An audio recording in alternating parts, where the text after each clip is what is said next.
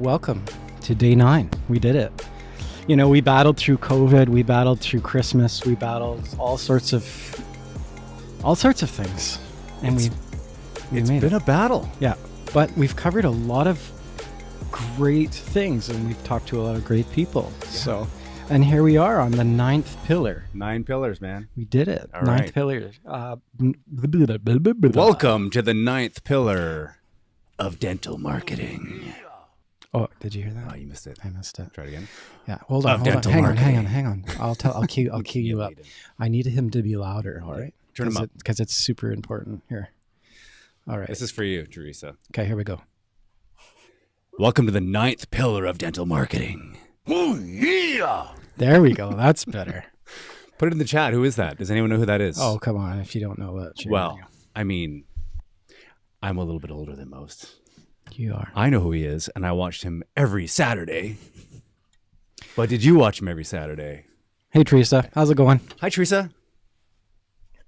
Hi. Do you know who that sound effect is? I can't say that I don't know who that sound effect is, but mostly because I didn't really hear it. It was kind of a little garbling on my end, but Okay. I'm sure I would recognize it if you told me the name of it. Let's try it again. And this is terrible. Like we're, throwing her under the bus right away. Oh, yeah. Well, it could be one of two people, actually, because two people actually I say have that no slogan. idea. Okay. It's in the wrestling world. You might not know. Oh, yeah. I don't want to give it away. Is it like something McMahon or Vince McMahon Yeah, or close something enough. or Close like enough. We The don't wanna give it away. Rock? We want to see if Or people like can those guess are, it. and like Stone Cold Steve Austin, The A little Undertaker, before those that are the, time. like, those are the only people that I know. Totally. A little pre-Stone Cold, I think. But didn't the Kool-Aid Man make that noise too? Oh yeah! And when he blew through the wall, yeah, totally. And then remember he in that one scene in the show, was it Robot Chicken where he breaks through the wall? He goes, "Oh yeah!" He's like, obviously he comes across like a crime scene, and he's like, "Oh no!" And he backs out of the wall. That's Family Guy, isn't it? Is it? Yeah, it was Family Guy. Yeah. I think. I'm thinking Robot Chicken. Anyways, let's get to it here, Tyler. Let's we have jump on it. a limited amount of time. I should have put a timer up today because No, we're good. we're good. We'll get to it. The 9 pillars today: patient intake, case acceptance, and recall. Ooh. Because as Mark put it so eloquently a minute ago, the patient is now in the practice. We now need to make sure they're handled with a nice, easy, comfortable workflow. And now that we've got them coming to the practice, we also want to keep them coming to the practice because we've spent money with marketing to get them to come. So it's way more expensive to bring a new patient in by means of marketing. It costs less to bring that patient back now. So there's tools at our disposal to ensure that happens. And a lot of that is knowing the metrics of your practice too. Do you know how many active patients you have? An active patient is a lot different than a patient of the practice, right? What is your standard of care? There's dollars sitting on the table that exist within your patient base already. So starting with patient intake, Theresa, I'm just going to throw it out there to you. Is there a best practice for intaking the patient and making them a patient of record? I think there is a huge best practice for this, and being polite is probably the number one way to get them into practice. Yeah. There's lots of different ways that patients come into a practice. It could be like online servicing, like marketing, or you have a service that will bring the patient to you. There's also like inpatient referral, so like a patient that's already in the clinic that's being now brought to you. And then there's obviously just like the cold calls, finding us on a website or social media. But getting those patients into the chair really starts with very good customer service. We want to make sure that those patients are being treated very, very well, and that are having the clinic expectation explained to them when they're being called. And so, cancellation policies and those kinds of things, so that there's no surprises, like what paperwork's going to be done and how to efficiently deal with that. at the clinic. And I like to put someone that's in charge of new patients in the front end. It doesn't mean they had to take all the new patient calls, but I like to have someone that's in charge of them. So making sure that everything goes really smoothly with those new patients, because we all know that new patients, breathe life into the practice. You're going to have some attrition for just people moving or dying or like that kind of stuff.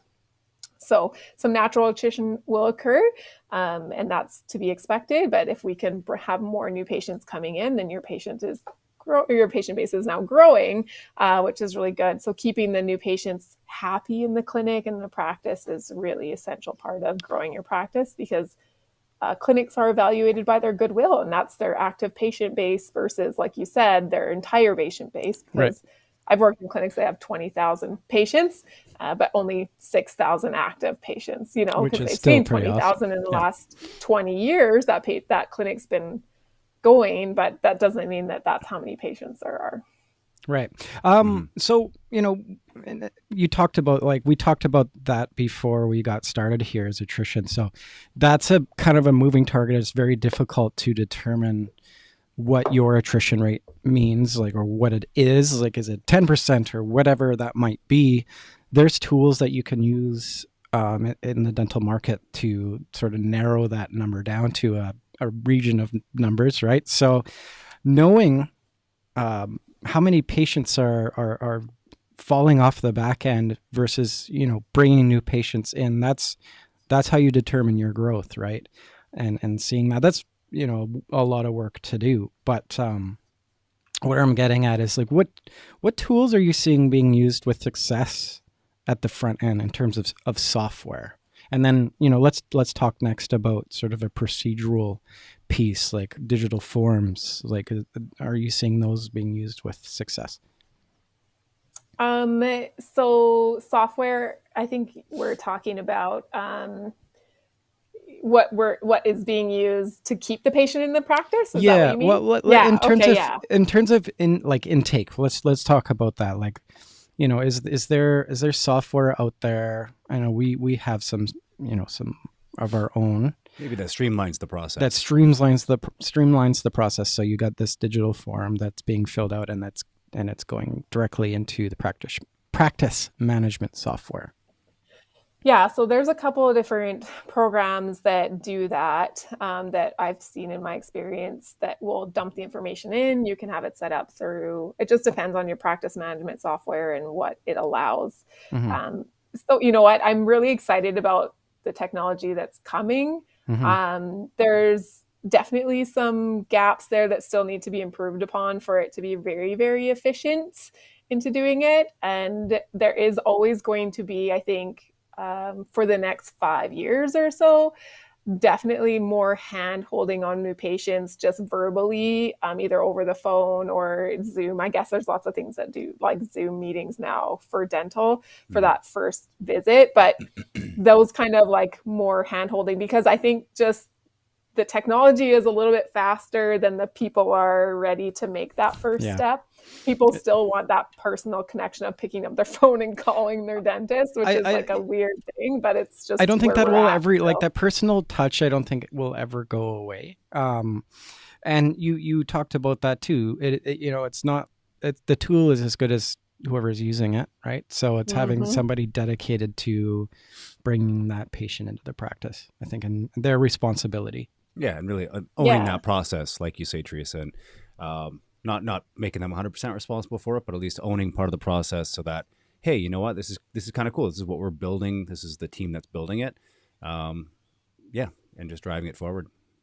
Yeah, so I started this experiment with that new patient coordinator. Basically, they're a receptionist, general receptionist, but then they're in charge of this new patient coordinator, and I just try this experiment, and it's working out super well. It's a great idea. I'm super happy with how things are moving with it. And this person is just making sure that every new patient has a good experience. They do the aftercare calls. They make sure that they get booked back into the clinic.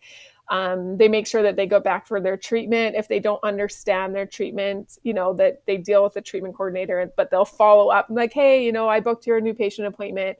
I want to make sure that, you understand, and I'm going to put you in contact with a treatment coordinator if you have some issues. Like, they're the ones that make sure that that new patient stays. And that's kind of like something that I'm just starting to unlock the potential of right now, but I'm very excited about. That's huge. That's awesome, because that fits into our system beautifully, actually. Absolutely. Because you're right, like getting that new person to come through the door, they have to have that white glove service, right? Like that will increase the possibility that A, they'll come back, and B, that they're going to bring their family, and C, that they're going to refer, to their friends and say, hey, I had a pretty decent experience at this new dental practice I went to. Mm-hmm.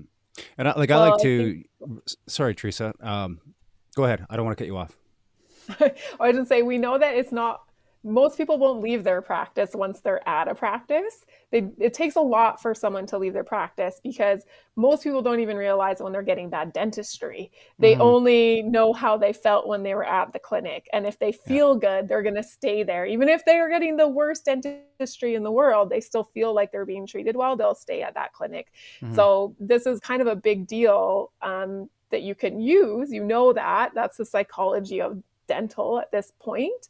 To use that as far as not to do bad dentistry, obviously, but to do great dentistry. But then in addition to this, add that kind of next step that allows your patients to feel like cared for and taken care of. And then all of a sudden they don't want to leave because I got treated very well.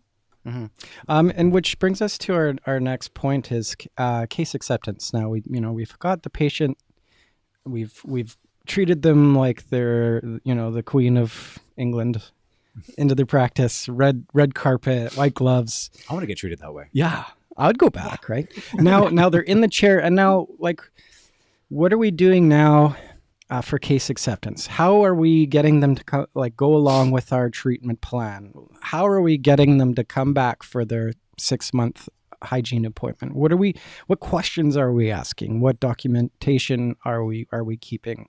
How are we making them go along with what we feel that is important to our standard of care? Yeah, so it's good to have an operations guide, I guess, if you will, or an idea of what you want in your practice. And if you haven't thought this out yet, it's really important just to write it down. This is exactly how I want a patient to move through our practice. This is exactly how I want them to be treated. When I first took over a clinic, when I had made my transition out of corporate dentistry into corporate dentistry, I took over a clinic that did not have an operational overview. It was just kind of like, this dentist did this and this dentist did this. But I wanted everyone, no matter what dentist they were seeing, was being treated the exact same way from start to finish, and rebranding that practice as, this is what we do here and this is how we treat them. Doesn't matter who you are, which dentist you see, which hygienist you see. This is the standard of practice at this clinic now. And so I wrote out an entire operational overview of exactly what I wanted to see happen. And like, when they got the phone call, and I went it over, we had a staff meeting. It was 2 hours long, and we walked through the entire practice. This is what happens in the hygiene chair. This is what happens in the dental chair. This is what happens in treatment planning. And this is what happens when, paperwork comes through the clinic, and how we process it, and where it's going to go, on which screen it's going to show up in the dental chair so that the dentist can look at it. All of these things, where it got scanned into. And I literally wrote it all out, and that became the standard of practice. Right. And so it was very consistent, and everyone knew what they were supposed to be doing, which took the stress out of working there, which there was no guesswork. Our employees were happier. When they were happier, they did more because they weren't stressed out and frustrated. And we were able to then kind of execute a better patient care program, which then built the practice, because every patient was being treated the same and well. Yeah, so and consistent, right? They always got the same experience when they came back, which is important too. So you can, if somebody expects to get the same treatment every time they're there, they will tend to trust whatever business that might be more, right? Well, and in corporate dentistry, you see there's a lot of associates that come through the practice. And so we had to be very consistent because we had different dentists a lot. Right. And so, like not every dentist stays at that practice. A lot of junior dentists will come in Yeah. and they'll work for 3 or 4 years and then they'll leave because then they either buy their own practice or they're looking for a different experience, or maybe they go back to school. And so we had to be very consistent. So it didn't matter which dentist you seen, the expectation was the same. So it was more the clinic that added that what they were coming to, not the dentist that they were seeing. So I was trying to change the narrative to this is the practice. It doesn't matter what dentist, because we only hire the best dentist, but you're going to come to this practice and you're going to get treated really well. And we're going to make sure your insurance is taken care of. And we're going to make sure you know the balance before you leave the clinic. And we're going to make sure that all this stuff is done for you. Yeah. And that's great. So I hear a common theme coming from you. It's who's responsible for what, and then having a defined procedure of things in that practice. Yeah, I would agree with it's that. 100% accountability. Accountability. When someone new comes to the practice, Theresa, now are they given like an orientation, or are they like, what's the typical? How would you sort of bring that new dentist or hygienist or RDA into the practice? Do they get sort of like a grace period where they're on sort of a trial, or where they're doing like an orientation period, or like how does that part of the process look? If it's a new team member, everyone's basically trained the same. So then they would just buddy with someone for the first couple shifts, and then they would start to venture out on their own. But most RDAs generally don't work by themselves. They have another person that they work with on a team with another dentist. So there's usually 2 RDAs and 1 dentist.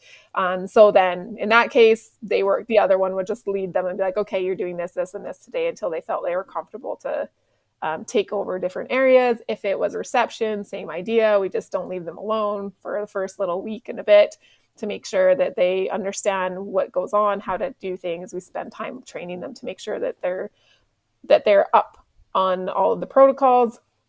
And then for dentists, when they come in, usually the RDAs will then train the dentists on how things go. And then if there's multiple dentists in the clinic, they'll obviously lean on the other dentists as well. But yeah, so everyone as a team supports each other. Oh, this is a new person. We're going to walk this person through. Generally, a very good office manager will have assumed a few things about that dentist. They're newer, maybe what I like to call a baby dentist, which is just like fresh out of school.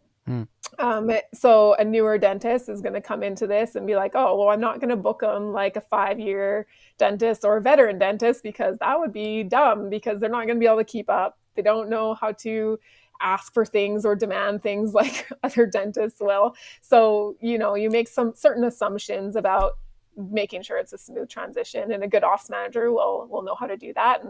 And that's what we do, is train good office managers to kind of make those assumptions. And you can't do any of that stuff if there isn't a base of procedure put in place, right? It's got to start somewhere. That's and right. Accountability also comes down to that. When they're able to understand the procedure and protocol, then everyone's accountable to that expectation, which then everyone has their part to play within that. Like reception's in charge of making sure that all of this data is entered before the patient gets into the chair. RDAs are, making sure and double checking consent forms, and all the information that they need is there before they start the procedure. The dentists then come in and analyze the information and then make diagnosis, and then it goes to a treatment coordinator, and then it goes out the door with, all the information the patient's there, and we have them booked back in for whatever appointments are next. Perfect. You segued right into, what I'd like to get into next here is patient's been through procedure, now how do we have the conversation with the patient about a particular procedure that needs to be done properly, so the chances of them coming back to get said procedure are higher? How do we go about doing that? So it's a larger case, harder sell. Yeah, let's talk it in terms of how would we talk to somebody about doing a full comprehensive, Or maybe if you just sense that the patient is going to be, like, if you have a sense that the patient is going to be hesitant, maybe. Well, it could be anything. Okay, it could be anything. We want that patient to now come back for what we talked about, whether it's something that's critical, caries or whatever, or if it's something more cosmetic. How do we get them? How do we talk about, with that patient, like what steps they need to go through? Who's the best person to talk to them? how does that flow look? So generally it will go through a treatment coordinator, or someone that's in charge or accountable for the treatment side of the practice and reception. What I like to see happen is a record of what's going in and out. I make spreadsheet. If you have a spreadsheet, if your practice management software has an accountability for a treatment manager or some sort of list there where you're tracking what's coming in and coming out, because then you can obviously follow up on things that go out the door that don't get booked. Some people are going to need to make decisions that are not in front of you, and that is like financial stuff. Sometimes you don't have all the information to make those decisions either, and you don't want to rush through making decisions with someone and then have them not being able to pay, which is also an issue sometimes. So the highest success rate is making sure you have all of the information to have the conversation. So if you have the information to have the conversation, then go ahead and have the conversation and talk to the patient about what needs to be completed, or what is necessary in the dental, or what is their idea of what is necessary, because some people put a lot of value on different things than others. So finding the pain point, what's going on in their mouth, what they want to do. And that generally is done in the clinician's chair, but that doesn't mean it always is. Some clinicians aren't very good at expressing themselves. They just say, hey, like, you need this crown done, or you're really in need of an implant. And then they go, okay, just talk to the front end. They'll deal with you. They'll deal with all the financials on the end. And that's okay too. But if you're that type of dentist, you need to have an amazing treatment coordinator. Yes. So they go hand in hand. If you're having very low success rate and turnaround because of your delivery as a clinician, then you need to have a better treatment coordinator so that they can make up the difference. And if you're very good at explaining as a clinician and basically sell the treatment in the chair, then you just need someone to book the treatment and make sure that the insurance is sent off, and is really good on following up with the patient. But all in all, it's following up with the patient, making sure you have the information and following up, because 90% of the issues that are coming out of the dental chair right now is that they're not being followed up on, and people just forget about them and then they don't book. So I'm always book first, book three weeks or a month away. So get that patient booked in the chair no matter what. I'm going to book you out 3 or 4 weeks in advance. That gives us time to get all the information that we need. If anything comes back interesting or different than what we assume is going to happen with your insurance, then we're going to follow up with you. If you get information, then you follow up with us, because we know with privacy right now, insurance goes both directions, but it might not come to us. It might just go to the patient, and that's okay. But then if you don't have them booked in the schedule, then there's no way they're going to call you. But if they'll call to cancel, they will call to cancel that appointment. So if they're booked in the schedule, they're going to come back with answers, or they're going to call back to cancel that appointment. So that gives you time then to be like, oh, okay, we want to cancel. Okay, let's move it out another 2 weeks. And while you're doing that, hey, while you're on the phone, can you just go check your insurance while you're here, and we'll just work through it, and just email it to me right now, and I'll get some information back to you about what's going on. And I think you bring up a good point, Theresa, is, booking them. Absolutely.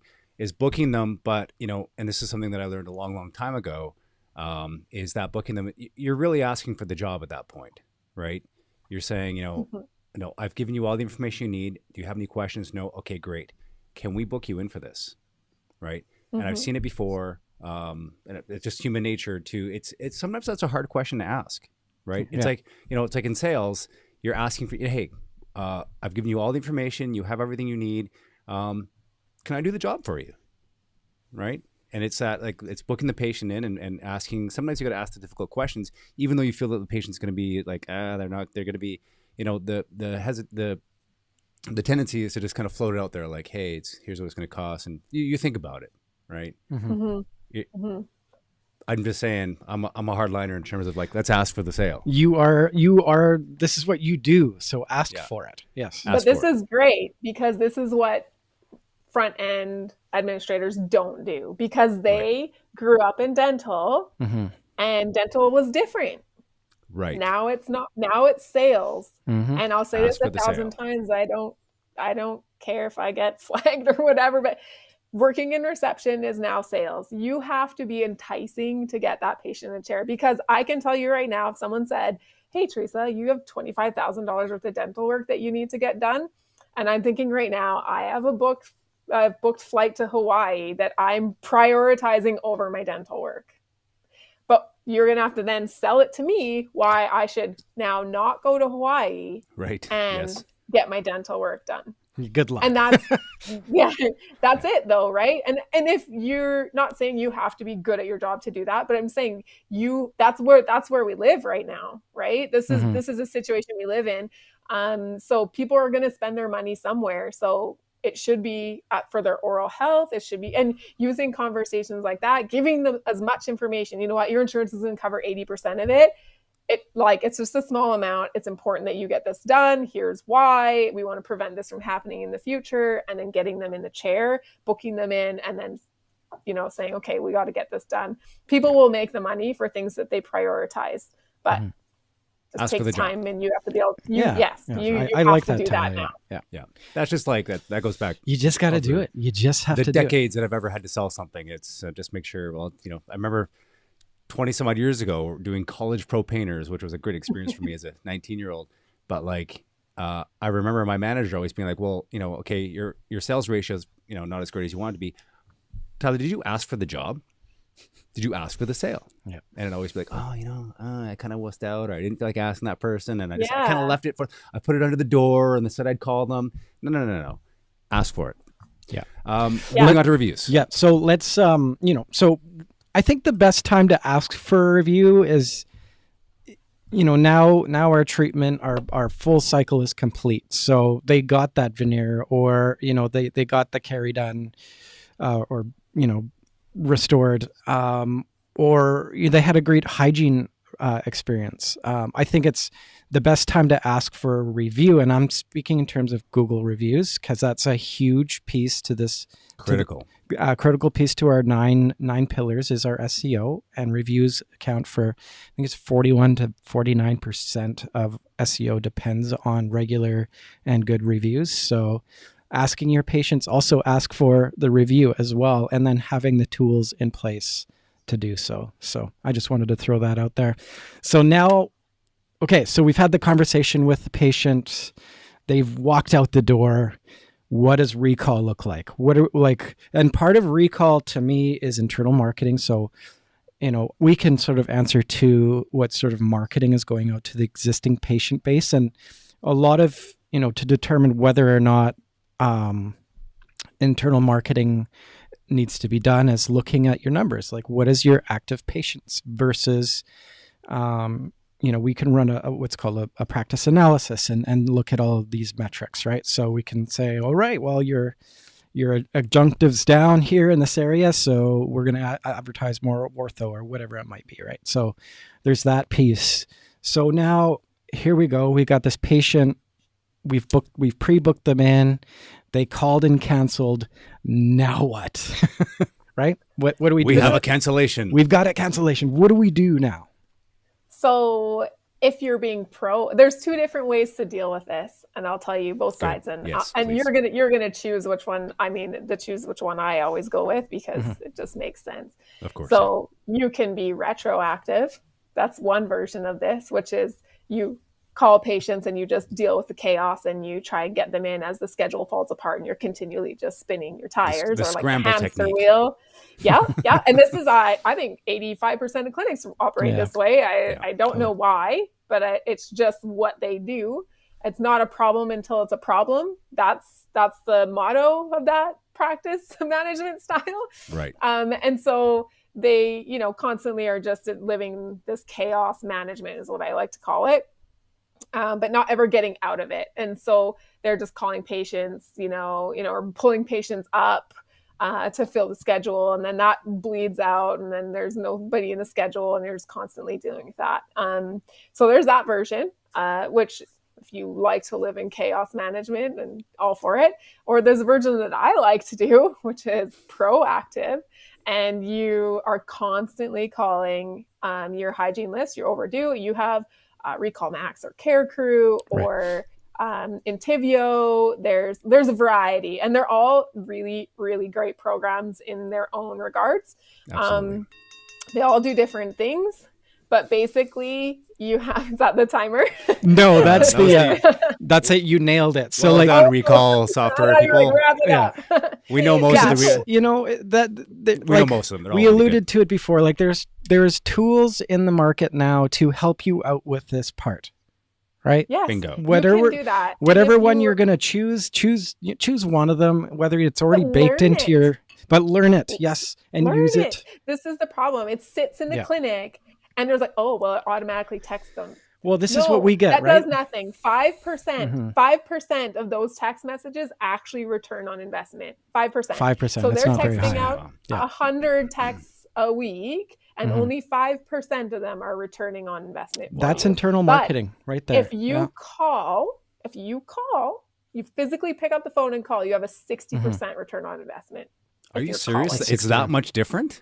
That is that much different. That's so amazing. if you're calling your patient, guess what? Because if I get you on the phone, I can guarantee you I can get you in the You clinic. know, it'd be really interesting. Here, we should run another experiment. We should see what return teledentistry would give at this point. I think that's a good question, but I sorry, Mark, I just want to go back because I didn't want to forget what she was saying about this. So I know. I remember working with Recall Max on this, and they would the phoning people was still a critical part of that workflow. Yeah, it It wasn't is. about automating the text. I think is once you make the call, you make the connection, you speak to the Yeah. person, you get them in. The automation point, I'm not just focusing on Recall Max, I think they all have something somewhat similar to this, is that the automation part of it comes after you get the verbal commitment from the patient. That's Am I right. right? The automation, the benefit to Recall Max Care Recruiter is the auto confirmation. It gets you Right. off the phone confirming appointments. Mhm. But there is like the recall system that will go and remind them, oh, you're 1 month overdue. Right. Oh, you're 2 months overdue. Oh, it's been 300 days since you've been into the clinic, you know? And those are the messages that go out, right? That help recall your patients that you may have lost. But only 5% of those patients will come back in. If you call them, you're more likely to get 60% of those patients to get in. So if That's a you're big physically difference. calling them, Huge. yeah, because someone will commit to a person. I can ignore a text and I can, reroute a call, but eventually I'm going to have to listen to a voicemail. I have one right now. Eventually I'm going to have to listen to a voicemail. Or a personalized text, which my clinic that I go to, they have Recall Max, and they text me personally, hey, because that's what's set up on my account. Don't call me. I will never answer your call. I love you, but don't call me. And so they'll text me, hey, Theresa, next week, you're due for your hygiene. I have this appointment and this appointment available. Just let me know if which one works. And I literally will just be like, option 1, please. And then they'll book me in. And that is how it's set up. And I love it because I'm busy and I'm in clinic all day. Not near my phone. I'm dealing with stuff that's happening. So if you can deal with it that way. And then the recall systems, the software really isn't for you to rely on. To put on autopilot. Utilize. Yes. You still have to put the work in. That's right. Yes. Yeah. Right. I like Recall System Pro because it kind of that Max. Sorry, Josh, Jeff. Sorry. They changed their name. They're great. Sorry, guys. But yeah, the reason I like that software, I'm pretty familiar with it, is that it puts the tool in the front end's hands, but they really have to drive that tool. They have to pick up the phone. It gives them. Yeah, and they're actually coming out with something super fantastic. Sorry to cut you off, but they're coming out with super fantastic is they're putting like a whole system to teach people how to use the system better, like video training and whatever, because I think it's not utilized well enough. No. And I'm super pumped for that because how many times I go into a clinic, they're like, well, Recall Max does that. And I'm like, no, it does not. Like your schedule is empty and you're relying on an automated system. Like, do you reply to automated text? Yeah. No. I also gotta wave my flag for Lighthouse 360 too. We can't forget about that. Yes. Oh yeah. Yeah, Lighthouse they're good 360. too. Yeah. And I'll make a point here, and maybe people can relate to this. It's like an intraoral scanner. Okay, so intraoral scanner versus the analog impression. Both are like the intraoral scanner is not a replacement. It's another tool, and the tool will be as good as the user. So learn it. And then if there's somebody in the practice that doesn't know how to use it properly, Teach them. Just don't like, Hey, there's enough downtime right now in people's schedules, and I'm telling you this because I work in multiple clinics, and the schedules are falling apart. Mhm. There's enough downtime right now that you should be training your staff. If you're That's not right. doing that right now, like you're paying for them to be there, so train them. You know what? You have 2 hours of unfilled time. Guess what? Your hygienist now is learning how to scan patients because maybe they'll need to do that one day. Your DA is going to learn how to take better impressions or better digital scans. That's like right. they're better x-rays. Like I don't know how many times that I've had where like I work in a referral based practice as well, where I come in and the x-rays are just garbage. Oh yeah. Like I'm not even an RDA and I'm just like, this is like, I have to say, like, you need to pull your patient back in and take a new x-ray because I can't even diagnose off that missing everything. So yeah, just there's time. Use it right now. Like now's the time to be doing Yeah, that. I totally agree. Reinvesting in your team for sure. So this is awesome. Like this is what I want to accomplish today. We Again, never have enough time. We always want to keep going. We do, but we're Teresa gonna. always gives us so much Teresa, information. this is only the beginning, I think, of our relationship. I can see us having a lot more great conversations in the future. Teresa, what can you sell it? Like, what? Tell us about how you can help in this. Like, so I've got go some to of your your stuff open. yeah. Like just to sort of, I kind of want to throw some of your courses out there for you. Are you okay with that? Sure. Yeah. 100%. Like you've got the Office Management Development course. Office Manager Development course. You've got Dental Business Masterclass. That's 100 hours. That's a comprehensive class. Yeah. So it's basically for when I go in to do like a basic clinic rehaul, and we just go in top to bottom and we go over like all those accountability things. Treatment coordinator, we restructured your job. This is what you're accountable for. And this is how someone's going to manage you now. And we teach an office manager and a dentist to do that, like how to manage it, depending on how big the team is. So that's what that one's about. Office manager development is just all those things you talked about, like analytics and like business line, HR issues, how to have leadership conversations, like all of those things. And it's just about helping office managers really utilize, and that's a career now. It never used to be really a career. It was just like someone that elevated into that position, you know, that would sign the check or whatever. Like, so is there kind of a progression? Is there kind of a progression here? Because I noticed you've also got administrative development here. So we're just top to bottom, basically. Yeah. So the business masterclass is the whole kit and caboodle. Then the second is office manager development. You just need one spot to take care of, and that person's then going to start to restructure their own clinic for them, and we kind of give them some guidance and education to support them. And then the last one is admin development, which is like one of those classes that we give to your awesome clients. One of those classes is basically goes over communication in the clinic, but it's mostly broken up for just the reception or admin team to kind of learn how to do their clinic, run their clinic a little bit better, and what they're in charge of and what they should be accountable for. And thank you very much for offering that to us and our clients. So don't forget, if you're watching this, if you are a dentist, if you have a clinic and you want the administrative development course, feel free to drop us a line and we'll find out a way for you to get it free of charge. I know how it is. It's you got to sign up for Dentist on Demand. Get your darn practice listed on Dentist on Demand, and we'll set you up. And Marc and Tyler will front the cost on the administrative development course for you. You're welcome. With this lovely Theresa. With Theresa, of course. You bet. We'd love to have you. Absolutely. Is there anything else you want to share with us today? We're going to have you back again. We're just constantly developing ourselves, so it's really exciting, and we have some really cool things planned for 2022 that are in the make, so I'll keep you guys posted once we get some new exciting courses, and I think we're going to do a summit later this year, so I'm pretty pumped. So yeah, cool. Good. It's great information. Make sure you check her out at Optimized Dental, and there he is again. The Macho Man. Oh, I gave it away. He showed up again. Check out Theresa at optimizeddental.ca. Tons of great information you shared with us today, Theresa. Thank you so much. Yeah, anytime. You guys are awesome. Really appreciate working with you guys. If you guys have questions, reach out, and we're happy to help. You'll be hearing from us. You will. And I apologize in advance. I'm trying to blow your phone up too much. So if I have marketing stuff, I'll come to you guys. Please, too, so absolutely. Let's just have 1,000 more conversations. Keep it going. Great. I think it's pretty good. Awesome. All right, let's do it. Wrap it up. This is it. Have a great evening, everyone. That was your 9 pillars of dental marketing. Brought to you by Mr. Mark and his cohort Tyler. We did all right. I think we did. Cohort. Yeah. Anyways. Is that the right word? Cohort? Cohort? We're in a cohort. We are. This is our Our bubble. And his bubble mate. Anyways, let's wrap Wow, this up. got awkward in a hurry. Yeah. All right. Have That's a great it. evening, everybody. Cheerio. Goodbye.